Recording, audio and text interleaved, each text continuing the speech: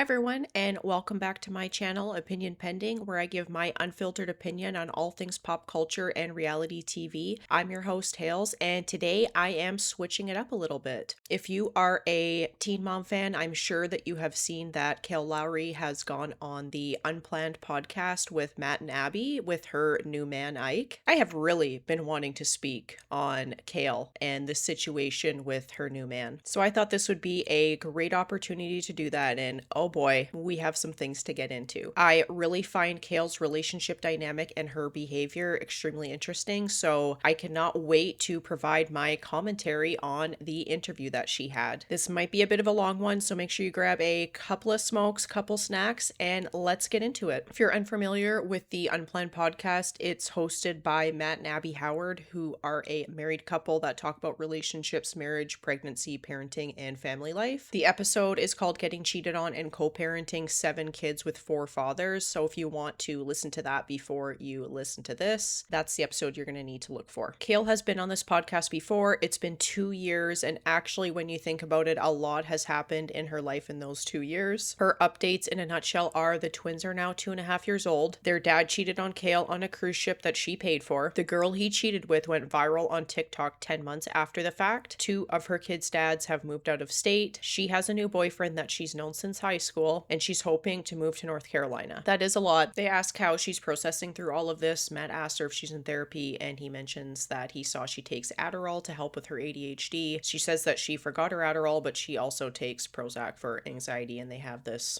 little bit where they're talking about their medications before they get into the actual interview. So she says that she was in LA when she found out about the cheating scandal that happened with Elijah, and she was actually mid-recording when she found out. Her team pulled her aside and she had to cancel her other podcast appearance. She then told her assistant to have him moved out by 6 a.m., which he did, which probably wasn't very difficult because he is her neighbor, so technically he just had to walk down the driveway. Kail says her relationship with Ike, her new boyfriend, happened pretty quickly, about 6 weeks later, but she knew him before her oldest son was born. To her, she said it didn't feel super rushed because she already knew who he was and they had kept up with each other over the years. So people's reaction to Kail and obviously the timing of this relationship, it happened very quickly. He was moved in within basically those first 6 weeks of them dating, and she has 7 kids. People thought it was insane. They're saying that he's basically a stranger that she didn't know. She doesn't seem to think that he was really a stranger, but I'm here to say that he actually is a stranger that she didn't know. Sorry, not sorry, but in my opinion, you are not actually involved in this person's life just because you've talked to them occasionally over the years. And at some point now you've seen them in person. That doesn't mean that you know them. I'm the same age as Kail, and there are people that you may keep in touch with from high school. Sure, you might have a conversation here and there, follow each other on social media and occasionally check in, maybe, but having a conversation every once in a while and saying, well, I've known them for 14 years doesn't mean that you know them. Knowing of someone and seeing what they're doing on social media and actually knowing someone are 2 very different things. If you've barely maintained contact and haven't spent any significant amount of physical time together since before her oldest son Elliot was born, I don't think that equates to knowing this person well enough to suddenly bring them into your home and your children's lives, especially as the person that you're dating. I think it's really out of pocket for her to insist that she knows this man simply because she's been aware of his existence for a long period of time. Yes, technically you've known him for 14 years, but that's not the same thing as knowing the man. I think people are 100% valid in calling it essentially stranger danger at this point, and she actually admits this herself. She admits that she was selfish and that her relationship and having a live-in boyfriend superseded everything else in her life, especially her children, after all of this happened. And I do understand on some level that this is obviously very emotional and complex. I can absolutely understand why after everything that Kail has gone through, she would be looking for comfort and companionship. However, at her stage in life, jumping into a relationship this quickly, in my opinion, was extremely selfish. And I also don't really think that she's with Ike for comfort and companionship. I don't think that that's what she was seeking, and we will get into that later, don't worry. But ultimately, I really do think that her behavior puts her children at risk, because whether you have technically known somebody for 14 years or not, if you haven't actually been a significant part of each other's lives during this time, you don't really know what kind of person they are today. And when you have multiple children children involved, especially young children, I think that distinction becomes really important. And we will get into more of that a bit later. So she found out about this cheating scandal through TikTok. The girl did a story time, and apparently she's upset that Kail is still talking about it. That's something also new that's happened. This has been, I don't know, barely a year. Don't go viral on TikTok over a cheating scandal if you don't want people to continue talking about it, especially when their life relies on them being 100% on social media. Kail is going to be using this for years. This is like perfect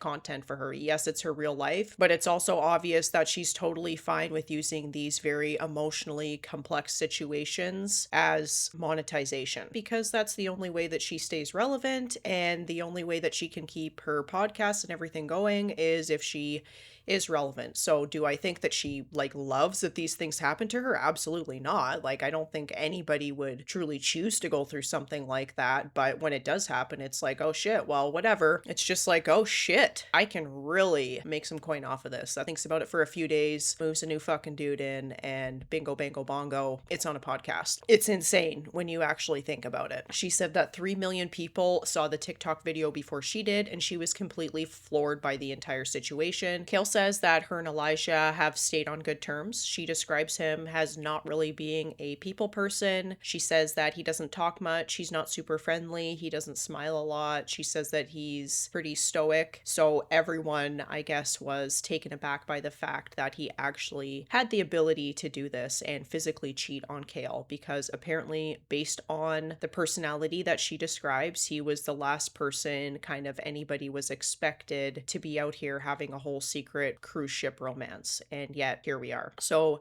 Abby asks Kail, was there any part of you that didn't believe it? She says no. She says when she was talking to her assistant, which was Kristen, I'm pretty sure, who told her about it, Kail asked her if there were any pictures, and when her assistant said yes, she knew that it was true. Apparently it was a picture of the girl touching his arm, and Kail says she knew it was true because if he allowed someone to get that close to him, then something had to be going on. Kail says you would have to break through the layers to get to this man. Clearly not that many layers. Oops, did I say that? And she says that at first Elijah denied the cheating allegations, but eventually he came clean. They didn't have a conversation about it right away, but when they finally did, he admitted that he had cheated. Matt asks if this is the first time that Kail has been cheated on. She says no, for sure not, and she admits that she has also cheated in the past. She didn't cheat on Elijah, but she has cheated in some of her previous relationships. Matt asks her, given her experience being both the cheater and the person who has been cheated on, how would she explain that experience to someone who hasn't gone through it? Kail says that it's absolutely not worth it. I don't think we needed that question to be asked and for you to come on a podcast for people to know that cheating isn't worth it. I think that's probably most people's advice and scenario reflect that it absolutely would not be worth it, but thanks for the advice, Kail. She says that when you are the cheater, you can't sleep at night because of what you've done, and she says that she has 2 exes that she did dirty, and if she ever saw them again, she would apologize. She says that she loved the way they loved her, even though she didn't love them, and she acknowledges that that was selfish on her part. I just think overall, Kail tends to be kind of a selfish person. On the flip side, she says she got her karma and has been cheated on multiple times by exes that she would have done anything for. So she's talking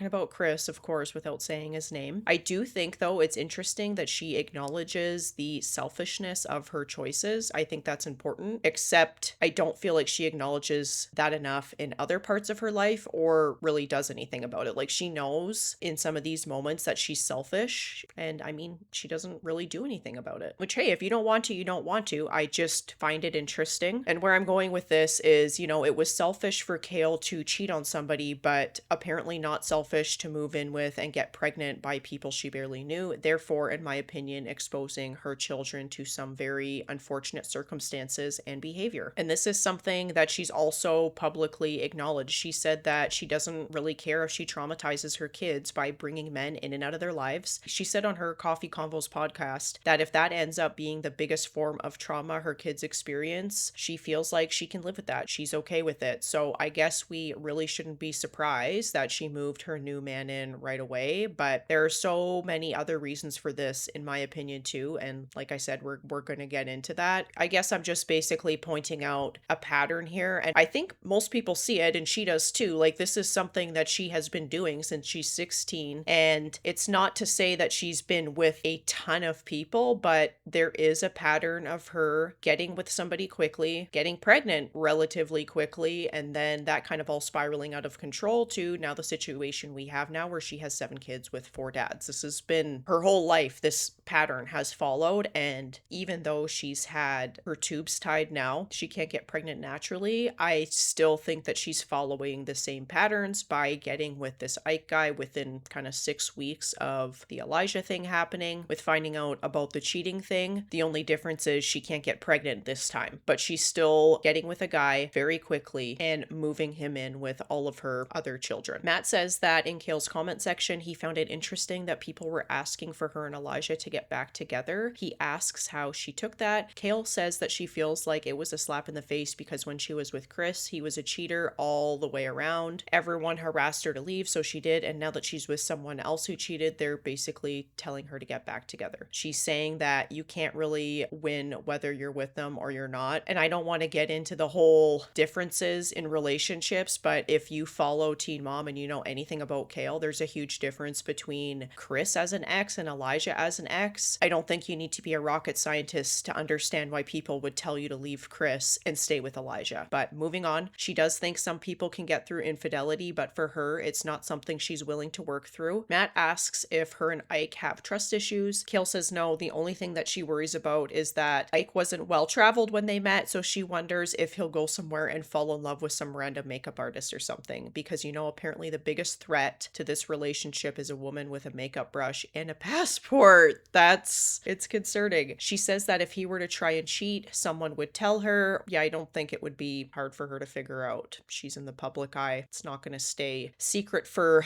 long. Kail says people were capitalizing off her pain, so she figured, why shouldn't she? For her, she says you have to hear it right from the source. And hey girl, get your bag. People are capitalizing off your pain. Like I said, she has to stay relevant somehow. It's not surprising that this is where she takes every single significant event, whether it's traumatizing, humiliating, extremely personal, she's taken it online. Matt asks if the girl who revealed on TikTok that she slept with Elijah monetized her content. Kail says she definitely thinks she did. And I find the lore of this situation interesting as well. So Kail says that she alleges that the girl had around 200,000 followers on Snapchat or something, and possibly an OnlyFans. This is just speculation. She says the girl allegedly spoke about the cheating situation on Snapchat first, but it didn't take off or go viral. So 10 months later, she posted about it on TikTok, which is pretty crazy. There's obviously some ulterior motives if that is true. If she truly had a following on Snapchat and it didn't take off on there and she took it to TikTok 10 months later, there's ulterior motives there. And she only messaged Kail 2 or 3 hours before she posted everything on TikTok, and she defends that. I think that's a shitty move, but I digress. Kail also points out that this girl had liked posts of her and Elijah together on Instagram in between posting about the situation on Snapchat and then posting about it on TikTok. Like, what the fuck? If that's actually true, what the actual fuck? That's some crazy work, because she has also claimed that she didn't know before she slept with Elijah that they were together. And maybe that's true, but you clearly knew after. Like, you found out right away. And the fact that it's on Snapchat and she was liking the photos kind of makes me believe that she had an inkling before. That's crazy work. And now she's telling her to stop talking about it. Girl, you're a mess. They're both a mess. She says that she had liked photos of her and Elijah when they were together in Spain. Kail says that they slept together in May 2024, and Kail and Elijah went to Spain in November of that same year. Like I said, crazy fucking work. From Elijah's perspective, this situation was a one-night stand, and to Kail's knowledge, they didn't have any relationship or communication after that on any social medias or anything like that. They then moved into talking about co-parenting, and Matt asks how she maintains relationships and communications with all of the fathers. She said for her oldest, Elliot, his dad's Joe,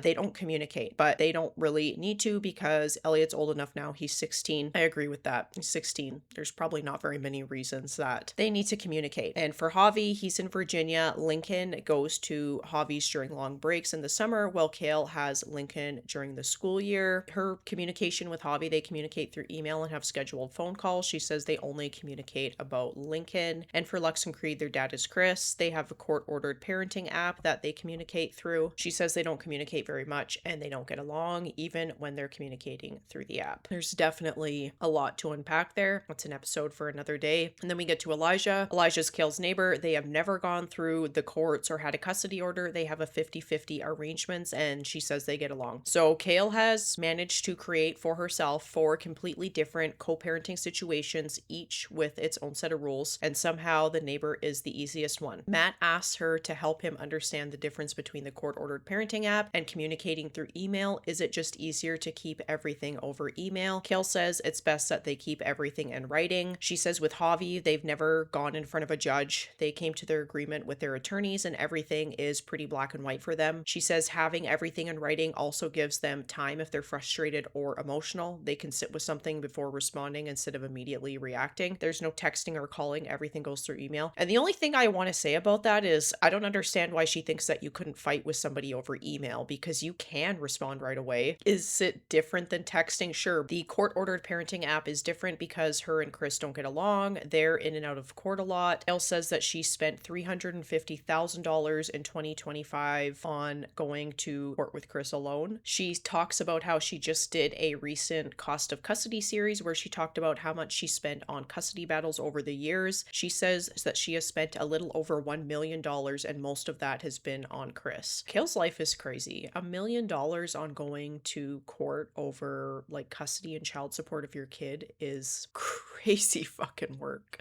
It's wild. And her situation with Chris is just feel it's like so deeply complex, and I really feel for the children in that situation. Ultimately, I think it's brutal, all of the kids involved. This does bring up an interesting question though. They ask how people with a traditional job would be able to afford going to court like this, and Kail's answer is basically that they don't. She says that people think she's a hypocrite, but she believes the best case scenario is to come to an agreement outside of court, even if that means hiring an attorney to help make that agreement happen. Her advice is essentially stay out of court. She acknowledges that this isn't always possible, but she says you should love your kids more than you hate the other parent. And honestly, that's probably one of the more reasonable things that she has said during this conversation. I would have to agree with pretty much everything she said there. She says Chris doesn't have an attorney and works part-time, so he gets some leniency because of those circumstances. He can also ask for filing fees to be waived. Kail says she wishes they could come to an understanding and put the kids first. She says they're 5 and 8 now. They're aware that the relationship between their parents isn't good. Kail also says she recognizes that some of this is her fault because she didn't do herself any favors by having more children with more men. And this is where bringing a new guy into your life and having him essentially be a full-time parent for your children isn't actually putting your kids first in any way. I just think of how complex the situation is between Chris and Kail. She admits herself that they know their relationship is not good, and now you're adding another guy into that mix instead of maybe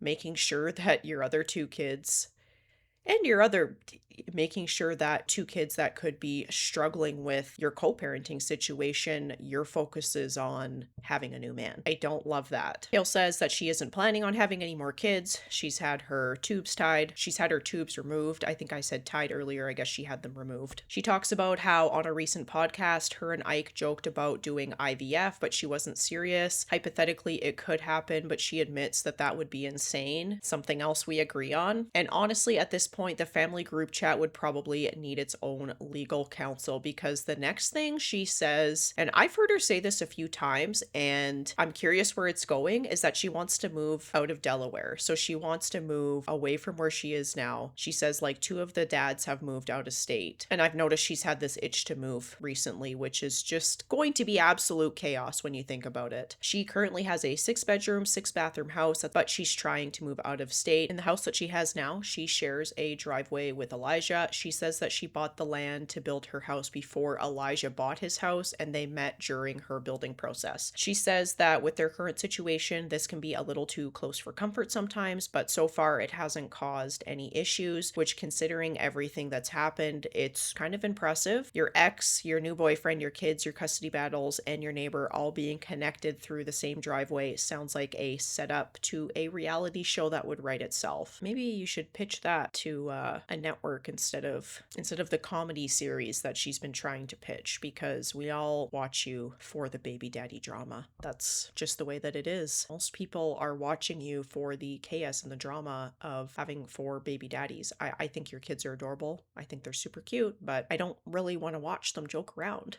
I want to go to court when these frivolous complaints are made against you. I want to see what your $1 million has got you in court. I want to know all that. I think there are way more interesting things happening in Kail's life that we would like to see on reality TV. Her fallout with Kristen, whatever the fuck's happening with Lindsay Chrisley and her face, and the other stuff. I want the details. I want the tea. I want the specifics. That's what I want to see on my TV. Matt then asks Kail what advice she would give young women about having children, and her answer is, wait a little bit longer. You don't need to have a child with every man. Duh. Thanks again for the great advice. She says that sex won't make him love you and a baby won't make him stay. True. Kail says that in her situation, and the reason that she chose to have a lot of children was that she wanted to be loved so badly, and she wanted to have a family really badly. She says that people look at her life like it's insane, but she makes it clear that she also didn't just sleep around, and that is where people misunderstand her. And I do think that's an important distinction to make. I don't think that Kail's story is necessarily about someone who just casually slept around and had babies with whoever happened to be there.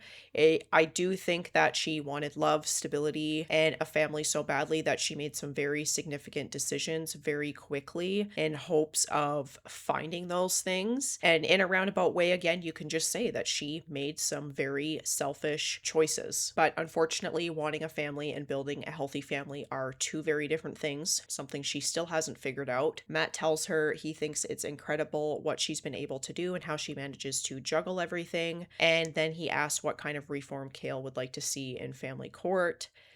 And she actually can't think of any specific reform. She explains that in Delaware, you can waive mediation, which she doesn't think is necessarily a good thing because mediation can be beneficial for some people. When a custody case goes directly to a judge, the judge is the one making the decision without personally knowing the child or necessarily understanding the family dynamic. So according to Kail, a judge could make a decision that technically works on paper, but doesn't actually work for anyone involved. So she explains that in Delaware, if a judge makes a custody decision, you generally have to keep that arrangement in place for 2 years. You can't simply refile unless something extenuating happens. Whereas if the agreement is reached through mediation, it could be changed. Matt then asks Kail if she has ever considered becoming a lawyer. She says yes. When the twins go to kindergarten, she wants to go to law school. She doesn't want to go into family law though. She wants to do entertainment law. She says she has experience in the entertainment industry and thinks it would be a good fit for her. Honestly, I can see why she would be interested in that after spending years dealing with contracts, podcasts, sponsorships, businesses, and kind of everything that comes with being a public figure. If she was actually going to pursue law school and follow through with it, this would make the most sense. Matt then asks her, so you were 16 and pregnant and now your baby is 16. How does that make you feel? Kail says Elliot has made her a better human. She says she was missing so many things in her life at that time that she thinks contributed to putting her on the path that she ended up taking. Meanwhile, Elliot is in the National Honor Society. He has straight A's and he has even learned American Sign Language. She says that she feels like she got really lucky, and with a mom like her, she doesn't know how he turned out so well. Kail says that she was doing much worse things when she was his age. She's grateful and happy that he turned out to be such a good kid who's very positive about everything. Matt asks how she feels about Elliot going by a different name. She says that she's completely fine with it. It's actually his middle name. I guess he started using it at school before Kail even knew about it. She says that she received paperwork during his freshman year that listed him as Elliot, so she asked him, are you going by Elliot? And he said he's been using it all school year and that all his teachers call him that. Kail says she was proud of him for making that executive decision for himself. She says it was harmless, it was true, and it was authentic for him. I can completely understand why the teen mom kids would want to have some separation with the show and, maybe change their name to create a little more of that distance. Kail does admit though that she initially felt bad that she didn't know, but Elliot told her it was just easier to do it that way at school. I think it's great that Kail's supportive of Elliot's decision in this. this. Matt then asks Kail how she feels about being the breadwinner, and she says that she hates it. She wants someone else to make the money. Then you should stop moving in men that don't make money into your house. She says it's not a good feeling, and she imagines her partners probably feel some level of resentment about it as well. She talks about how in today's society, men are often expected to be the breadwinners while women are expected to be the nurturers and homemakers, but she says she didn't really have a choice. She built everything she has out of pure survival and desperation, and she didn't expect her life to turn into what it is now. She says she doesn't want to hurt her partner because she's the breadwinner. She doesn't want them to feel like they aren't equals. Matt asks if she thinks she would feel that way if the situation were reversed, and she says that she didn't know. I find Kail's perspective on this really interesting, especially the situation that she brings up next. Yes, I think that she built everything out of pure survival and desperation. She had to. She went through situations where she was on her own with children at a young age, but she says that she doesn't want to hurt her partner because she's the breadwinner, and she wants to be in a relationship where she feels like they're equals, but ultimately she never has given herself even remotely enough time in between relationships to find somebody who would have those things. And then she says that when she wasn't the breadwinner with Joe, she says she felt helpless and felt like she didn't offer anything to the relationship, and I just think this was an extremely stupid situation to bring up. You were like 16 when you were with Joe. I don't think that this situation compares to being in a serious relationship with somebody as an adult that's living together and you're talking about finances, compared to like when she was with Joe and she was in high school. He was the breadwinner, but they were also living at his house. Like it's crazy to me that she brings up that situation as if it has any relevance to the breadwinning conversation that she's having right now as a 33-year-old adult and living with a man with 7 children. Like, it's just totally different. There's no relevance there. Comparing a breadwinner situation to when you're a teenager to an adult, I just don't see the relevance in that. But now she feels like being the breadwinner is the only thing she can offer. Matt asks if she would feel better if things were somewhere in the middle where she makes money but isn't completely responsible for everything financially. He basically says, where does she see hope in the situation that she's in? Kail says that the percentage thing works out well. She says, like, some people's 20% isn't the same as your actual 20%. So the person who makes more money, maybe they contribute 70% and the other person does 30, or whatever you can work out. She explains that when she was married to Javi, things were more balanced. Her husband paid the mortgage and she paid for the rest.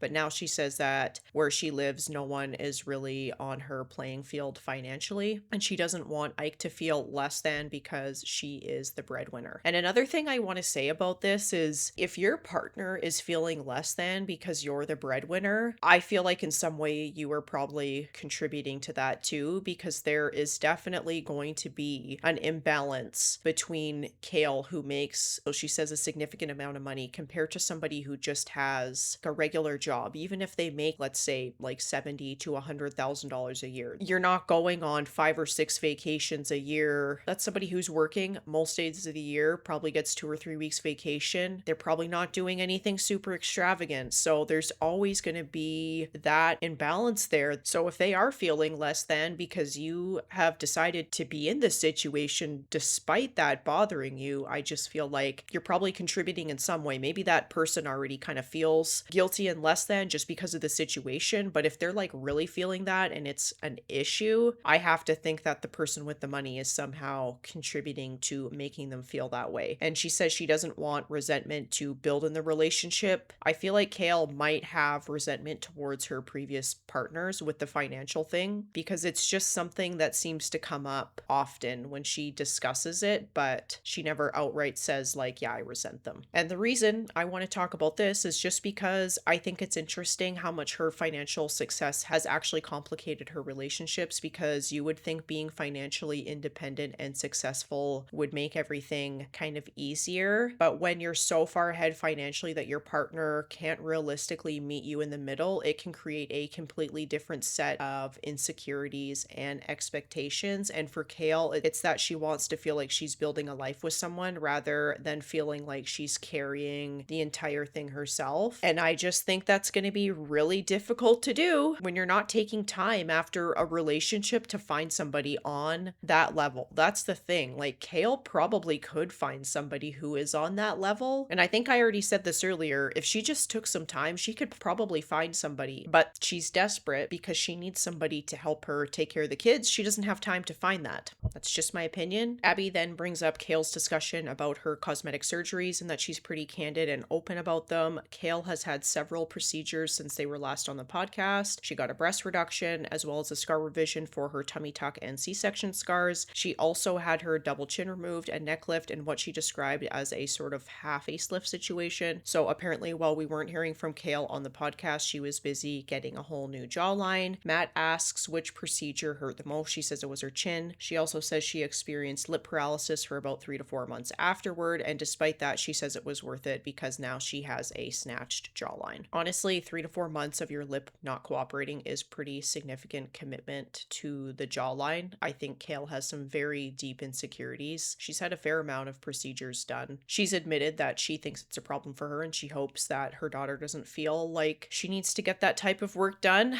I think there's still more healing for her to have in that area of her life. Matt then asks about the household duties. Kail says she hires most of them out. She has a house manager who does her laundry and some of the cooking while Kail manages the rest. Her house manager also teaches her kids Spanish, and she calls her husband dad because her biological father is dead. Kail also says she doesn't hire close friends or family anymore, with the exception of Ike. But to be fair, guys, he's a videographer and photographer, so it actually makes sense. She says that he does a really good job. And honestly, if you're gonna hire your boyfriend, at least make sure he has the resume, I guess. On Kail and losing her father, Matt asks Kail how it was losing her father. She says she didn't really know him. However, she says she was able to get a lot of closure before he died. It was only the second time she had ever met him. She saw him about 2 weeks before he passed away. The first time she met him was on national television during an episode of Teen Mom 2. She flew down with her sister, whom she hadn't had a relationship with growing up. By this point, though, Kail says she was older and more mature and felt like she was finally in a place where she could ask him the questions that she always had. She didn't feel like she could do that when she was on the episode of Teen Mom 2, which makes sense. She was still a teenager. She says that she knew she might not get another opportunity because they essentially had no relationship. She says that she hopes he was at peace when he died, and she was happy to go with her sister because she also hadn't seen him in 25 years. Kail says she wanted to know why he gave up and why he didn't try for them. And when she finally met with him, he gave her the full story and explained what happened and why he had made the choices he did. She says hearing everything gave her a completely different perspective on her father in general. She agrees that getting to know him as an adult human being essentially humanized him for her. She was able to understand why he was the way he was and why they had become estranged. She says that she didn't get to attend his funeral because of all the issues with flights and TSA during that time. Kail says that for a long time after she first met him, she was extremely bitter, but after having that final conversation with him, she says she was at peace. And all I'm going to say on this is I'm glad that she made peace with it. I do think that would be an extremely difficult thing to go through, especially with how everything went with her mom. So I'm glad that she took the opportunity to go there and have that conversation and that she feels at peace about it. I think that she absolutely deserved that. Matt then asks Kail what she's doing as a mom now with 7 kids. She says she wants her kids to have a good relationship with their dads regardless of how much she may dislike them at the time. And I think that's also an important distinction. Whatever issues she has with the father, she wants her kids to be able to maintain those relationships separately from how she feels about the men themselves. And her kids do see their dads. They have a relationship with them, so she's not withholding them in any way like that. Matt then asks what is so special about having twins and the bond they have. Kail says there's just something about twins and their bond that's different. She says there's nothing quite like it and she finds it fascinating. She describes it as a different kind of bond than what they have with their other siblings. The twins are fraternal and were born 4 minutes apart. She said that the closeness and bond between them is different from what she sees with the rest of the kids. Matt then asks how her summer's going. Kail talks about the tour that she's on. She's doing 23 different cities. She says that she cries a lot. She thinks every day how she's going to maintain everything she has created for her 7 kids.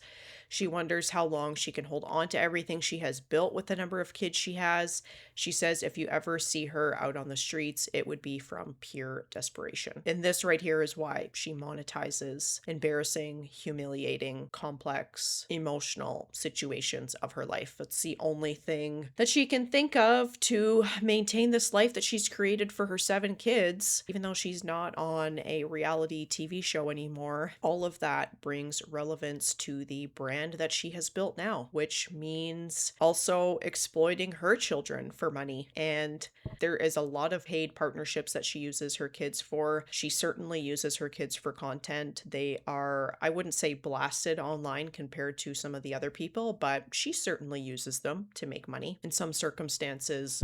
But honestly, with 7 kids, 23 cities, multiple fathers, multiple households, school, sports, work, and everything else that she has going on, I can understand that she's got a pretty full fucking calendar. So how does Ike fit into this life? Now he's joined the picture, and his life has obviously changed dramatically over the last year, probably more than ever. He went from not having kids. Oops, just kidding. He has a kid that he doesn't have a relationship or doesn't see, which Kail is completely and totally fine with. And she loves that because it means that all of his attention and time is spent working for her or taking care of her children because she can't do it on her own. More on that later. Before him and Kail started dating, his life consisted of working and fishing. And now his life went from fishing and relaxing to kids having school, sports, and going on tour. They say that their calendar for the month is insane. New things are being added every single day. They have to check it pretty much every 2 hours. They plan out when they have the kids and which weeks they don't have them. Kail also scheduled her tour around the weeks when she doesn't have her kids with her. Matt asks what people can expect from her tour. Kail doesn't think the Matt and Abby audience would necessarily be into it. During her tour, she ate a worm and she shocked Ike with a dog collar. So yeah, I think we can safely say this isn't exactly a quiet little book reading. Kail then goes on to say she wanted a family and she certainly delivered. Matt asks Ike how he's been dealing with being in the public eye. Ike says now that he's somewhat in the public eye, he mostly just lays low. He doesn't post anything crazy. He just posts regularly and it's usually something related to fishing. He doesn't respond to anything, including comments. His philosophy is basically that no response is the best response. He says he'd rather be the bigger person, and honestly, probably a pretty smart strategy when you're suddenly dating someone who has spent years being discussed online. Matt asks what Ike thinks about Kail being the breadwinner. Ike says he doesn't really look at it that way. Of course he doesn't. He's not on the same level as Kail, so he can't look at it that way, and he knew that going into it. He sees it as she does her part, I do mine, aka you're employing me and giving me a place to live, so I'll pretty much do whatever you say. Kail has her own podcasting network with 3 podcasts, and Ike works behind the scenes doing photography and videos. So like I said, she's also employing him. He also helps with the house and makes sure things are being taken care of. So when it comes to Kail being the breadwinner, he doesn't see it as her carrying everything financially while he does nothing. So that's the trade-off. I'll pay for everything, but I need you to do all of these things at the house, which is fine. I want people to get the wrong idea that I don't think that that's fine. I just don't think that he is truly doing this for the right reasons. That's just my opinion. Ike says he sees them as a team. He says that he's been in his fair share of relationships, but his relationships were generally long-term. He doesn't want to date just for the sake of dating. He wants to build and create something and wake up to the same person every day. He doesn't want a revolving door of relationships. He says it took a lot of maturity for him to get to that point and jokes that his frontal lobe developed in his late 20s. Kail also has an obsession with discussing how people's frontal lobes aren't developed and using that, at least when I hear her talk about the situations, kind of as a scapegoat to not hold people responsible for their behavior. So I don't know, I just found his comment interesting that he specifically said that, because that is just something she says a lot. Oh, well, you know, Elijah's frontal lobe wasn't developed, so that's why he did. Like, no, shut the fuck up. Stop. Yes, that can affect our decision making, but we're not using that to deflect behavior that has occurred, especially behavior that is harmful. Ike says that he's finally gotten himself together and he wants one solid individual from sunup to sundown. When they first got together, he says he wanted to learn and experience experience every phase of Kail's life. Then they get on the topic of marriage, and for Kail, marriage means family, unity, and being a team. Basically, everything that she says she didn't have growing up. She wants to be loved and have a family, and Ike understands that about her. She thinks marriage would solidify the family. She also says she was too young when she got married the first time and believes that if they had waited, it might have worked out. She got married to Javi when she was 20. Ike says that at 20, he wouldn't have been ready for any type of commitment. He didn't have a clue what he was doing with his life. And Kail says that her and Ike had similar upbringings, which were both less than ideal, and that he actually went to high school with Joe. Kail says that if she and Ike had met when they were in high school, their relationship probably wouldn't have lasted. She says they've both cheated in the past, and they think they simply wouldn't have worked out at that point in their lives. Matt points out, especially with Kail coming out of a fresh breakup and having 7 kids, that there's a lot going on. He says that Kail is obviously an amazing person, but she also comes with a lot of responsibilities. Most guys might look at that situation and run. She's got 7 kids, 4 baby dads, a recent breakup, all of the baggage and complications that come with her past relationships. So Matt asks Ike what it was about Kail that made him think, I don't care about any of that, I want to be with her. And Ike says that he fell in love with Kail after 24 hours. He didn't give a damn about any of that. He says he didn't even know right away that she had just come out of a breakup, and at some point that information came out. He didn't care. Their first date, they were originally supposed to meet up and grab lunch. Kail says that the only way they could actually hang out was if they went to Texas because she had to work there. So Ike got off work on a Friday. They boarded a plane. They went to Texas, and that was their first date. And they hadn't seen each other in apparently 4 or 5 years. Ike says that he loved her vibe, her personality, and her wittiness. He knew that he loved her. He says he had never felt that way before, and at the end of the date, he gave her a hug and maybe a little kiss. Kail says that when he left, she cried because she thought he would never contact her again. Meanwhile, Ike says that he also cried on his way home, and then he was eventually talking to his brother, explaining everything about the date and the vibe between them. So the next time they meet up, he goes to Delaware, and on his first day there, he goes to the house, and there's 7 kids in the house, and then suddenly he's out there playing with all the kids. Kail says she didn't tell the kids who he was or give them any big explanation. It just felt natural to him. The kids didn't bother him. Ike says he's the youngest of 6, so he's already used to being around a lot of kids, and he basically says that Kail having 4 baby dads didn't bother him either. He says it's all in the past. You can't live in the past, and his attitude is it is what it is. He acknowledges that Kail and the kids' dads don't all have the best history, but that it isn't his history. So instead of worrying about what happened before him, he decided to start from where they were and build from there. And honestly, that seems to be a pretty significant part of why this relationship moved so quickly. Ike didn't look at Kail's life and see 7 kids, 4 dads, custody battles, a public breakup, and years of drama. He looked at her and apparently thought, yeah, that's my person, which is either incredibly romantic or the fastest anyone has ever volunteered for a 7-child group project. This will probably be my longest rant of the episode. Let's be real, this is the main reason I listened to this podcast and wanted to comment on it. Am I surprised that he fell in love with her in 24 hours? No, because Kail is bankrolling his whole life. You know what would actually be surprising? If he didn't do what he did. So Kail's behavior and her patterns, at least in my opinion, have become extremely predictable. She's still attracting men the same way she did when she got with Chris. Kail to me is the ultimate love bomber. They can't just go on a simple lunch date. No, they have to fly to fucking Texas. Why? Well, I think part of that was putting on a show for this guy, showing him that she has money, showing him that they can do big flashy things, showing him the lifestyle that she can provide because she's the breadwinner. And I think that can absolutely make people like you when they otherwise wouldn't, or make them like you for the wrong reasons. And I do think that's exactly what's happening here. I think it's unfathomable for this entire scenario to play out and for this dude to just be like, oh, fuck it, 7 kids, no problem, baby, move me in. That's actually psychotic to me, and it really makes me question a person's intentions, especially, and let me emphasize this, especially when there are 7 children involved. So yeah, I don't think that Ike fell in love with Kail in 24 hours. I think he fell in love with her money and the lifestyle that benefits him. And even though he's essentially her live-in nanny, he's gaining traction from anything he does because anyone who is with Kail is going to have the ability to monetize off of her name. That's just the reality of dating someone with her level of public exposure. The one date, if that's what you can even call it, happened, and apparently they were both crying when they left. Ike is on the phone with his brother, who was presumably like, what the fuck are you doing? She has 7 kids and 4 baby daddies, bro. And Ike is like, yeah, but I'm a bum with no serious career who abandoned my child, and this bitch will pay for everything. Give me a job, give me a home, fly me around everywhere. I'm down, homie. When you actually say it out loud, the whole situation sounds fucking crazy. And I just find it interesting that Kail and Lindsay will go on their podcast and advocate for how their children come first. I would never let a guy do this or that. If my kid didn't want me to date them, I wouldn't, blah, blah, blah, blah, blah. This is literally the definition of baffling. Lindsay's ex allegedly physically harmed her son, and Kail is bringing yet another man into her child's lives. And no, I don't care that you've known him since high school. You don't know this man on a personal and deep level. And then she comes out and says that she didn't tell her kids that this was going to be the guy that she was going to be dating and he was going to be moving in, which I think is even more fucked up because she has been with 4 dads and had 7 kids in between high school and now. So no, I don't think that you've maintained enough of a relationship with this man to genuinely know him well enough to not only bring him into your children's lives, but move him into your house and essentially make him their nanny. Kail says that she didn't tell her kids who he was. Like, bitch, do you think that your kids didn't know exactly what you were doing? They have seen men come in and out of your life. You are never single. Some random man walks into the house and you think they're just like, oh, mom's friend is here. Nah, they know it's the new Chris, it's the new Elijah, it's the new flavor of the year. Basically, it's whoever is willing to turn the other cheek to Kail's situation and move in and do the household and parenting duties, because despite what Kail says, I don't think that she's capable of doing this alone. And I think that's exactly why Ike is here. If anyone watched when Javi went live after the whole Kail and Elijah breakup happened, he said her life isn't what we think it is and that a lot of it is for show. And I agree with him. There is not a person on this planet who can single-handedly take care of 7 children between the ages of 2 and 16 and give them everything they need physically and emotionally, while also taking them to all kind of sports and activities and doing this and that and everything else she claims to manage. It's just not physically possible to do all of that alone. And Kail knows that she can't physically do it. And that's why, in my opinion, she is so quick to move men into her life. Even before she got pregnant the first time with Elijah, it was her perfect scenario. That man moved in, became essentially everyone's stepdad almost immediately, took care of everything in the household that she couldn't manage, did the sports, handled things with the kids, and basically did everything she needed him to do to maintain this persona that she can do it all. And she was happy with that because it makes her look good. She could maintain the image that she was this super mom who could do everything. Obviously, I think what happened with the cheating is heartbreaking. I don't think she deserved that, and I'm not going to sit here and say that she did. Cheating is wrong, but Kail's behavior is predictable. I don't know why anyone is surprised that 4 to 6 weeks later she moved Ike in. This is what she does. And I also want to comment on the whole baby mama drama that comes with this, because of course Matt and Abby never really get into the relationship Ike has with his daughter, because apparently he doesn't have one. So they're definitely not going to talk about that on a podcast. It's going to make them look bad. But again, this is a perfect situation for Kail. She said that she would never date a man with kids before, but Ike isn't involved in his kid's life. That's why it works out. She doesn't have to share time or worry about his schedule or anything to do with other children. He can be completely devoted to her, and that's what she wants. And in one of Kail's podcasts with Ike, on one of her Barely Famous episodes where Kristen was interviewing them, Kail says that she's fine with this, even though she has publicly stated on so many occasions that she would never date a man with kids. She's fine with being with Ike. So not only does she get her live-in boyfriend to take care of her 7 kids, but she also gets a man who has no other responsibilities or obligations on the weeks when she doesn't have her kids, which conveniently works out pretty perfectly for Kail because she also employs him. Now he's able to run around the country with her. He can work behind the scenes. He can help with the kids. He can help around the house. And when her kids aren't there, he's still available to travel and work with her. That's a pretty fucking convenient arrangement. And maybe I'm completely wrong. Maybe I genuinely fell in love with Kail in 24 hours. Maybe he truly doesn't care about the money, the lifestyle, the house, the employment, the exposure, or any of the opportunities that come with being attached to her. Maybe this is the greatest love story of our time. But when I look at the circumstances objectively, I have a really hard time believing that, because when you remove the romance from the equation and actually look at what this man walked into, it's a lot. 7 kids, 4 dads, custody issues, a very public breakup, a massive household, a woman who is constantly working, touring, podcasts, businesses, and a life that is basically scheduled down to the fucking minute. And his response was, yeah, sign me up. That doesn't make me think, wow, what a romantic. It makes me think, what exactly did he see that made all of it worth it. And I do think that Elijah not being as into social media and not really being in the know about what Kail does in terms of podcasting and her experience and portrayal on reality TV put a bit of a wedge between them. Kail has said that it bothered her that Elijah didn't know that she won, I think it was the Webby Award, because he's not really an online person. So in my opinion, he was really just doing daddy daycare while Kail ran all over the place doing her thing. And listen, again, absolutely nothing wrong with the man staying home while the woman pursues a career. I don't care about that at all. But in my opinion, it's just another situation that initially really benefited Kail and didn't put the emotional needs of her children first. She had 4 kids at the time, and Chris was supposedly a deadbeat, right? He doesn't do the 50-50 arrangement like the other dads do. So now Kail has someone there to watch the kids. And even though she says a baby won't make him stay, I do think that's what she wanted to happen. I think her getting pregnant twice with Elijah was not necessarily a coincidence. She might say, oh, I have PCOS. Okay. Having PCOS does not necessarily mean you can't get pregnant. You've also had 4 fucking kids already, so you know how sex works.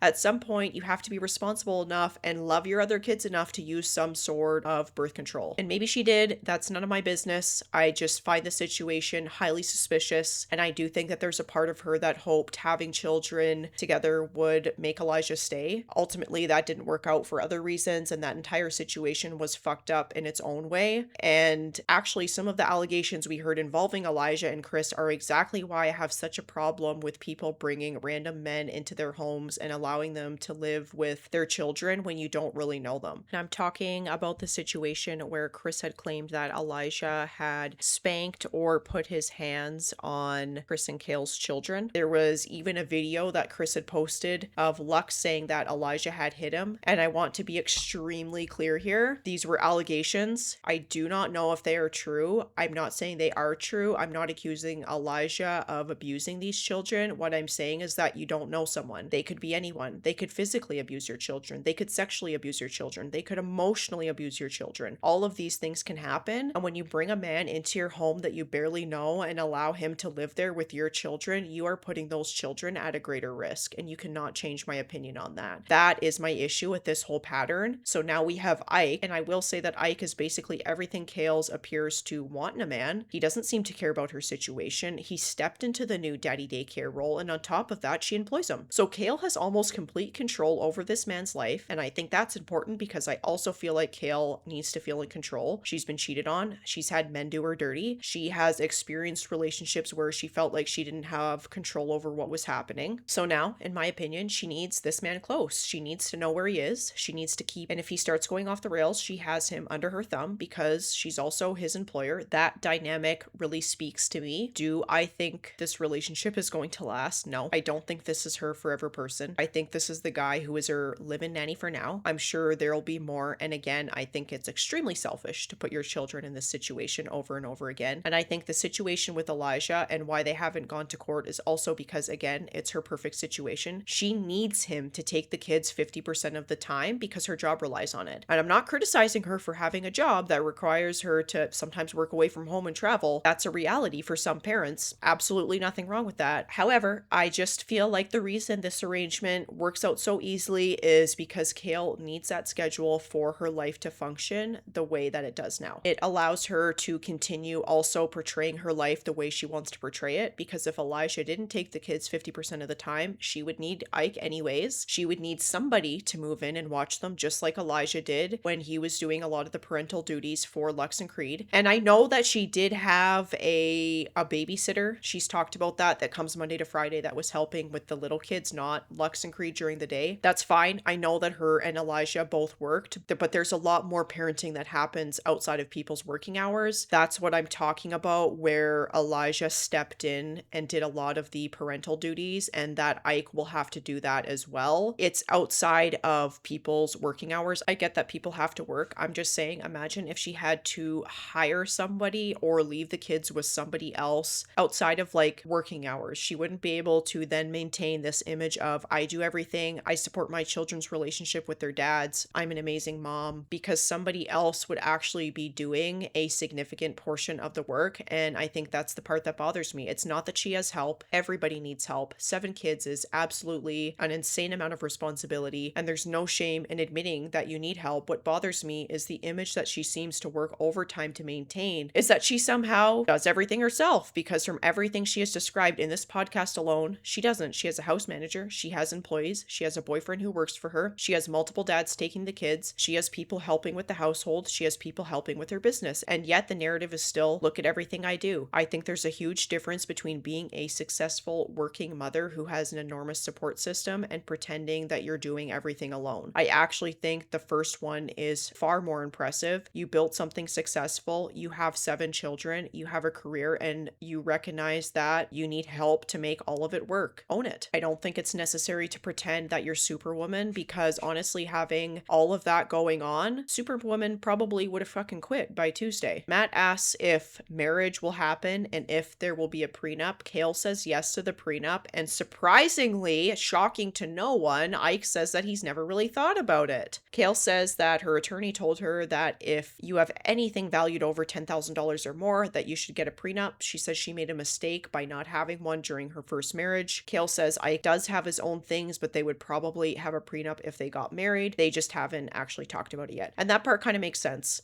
I do think that Kail's going to be getting a prenup, but if they haven't had a serious discussion about marriage and all that kind of thing, which probably with everything they've got going on and being together for like, I don't know if it's less than a year or like just around a year, probably not a conversation that you're ready to have yet anyways. So it makes sense to me that they probably haven't actually had an in-depth conversation about what a prenup looks like, because Kail is going to have a rock tight prenup if she ever gets married. I think that's inevitable. Ike says that he hasn't thought about it because it never really crossed his mind. He says you get married for a reason. Yes, divorce happens, but that's not what he envisions or thinks about when he thinks about marriage. For him, it's till death do us part, which is very romantic and also exactly what everyone says before they've had to divide a house, a bank account, and 7 children in a courtroom. The impression I'm getting from this conversation is that Ike doesn't really think that prenups are necessary, but Kail's sitting there saying, I'm absolutely getting one. Kail does a lot of things. Getting married and not getting a prenup is not going to be one of them, I don't think. So I'm not really concerned about this situation. I don't think the relationship is going to get there anyways. At some point, this is all going to fizzle out. The rest of this interview was just some fan questions that they wrote in, and honestly, you guys have probably heard me yap enough, so that is the end of this episode. Thank you so much for being here. If you liked listening to this, make sure you subscribe to my channel, watch my other videos. We're on Teen Mom Season 2 right now. I'm doing a rewatch with the OG girls, and if you want to hear more Teen Mom 2 commentary, maybe let me know in the comments. Maybe when we're done Season 2 of Teen Mom, maybe we can do a season of Teen Mom 2. Thanks again. Make sure you like this video and subscribe to my channel, and I'll see you on the next one.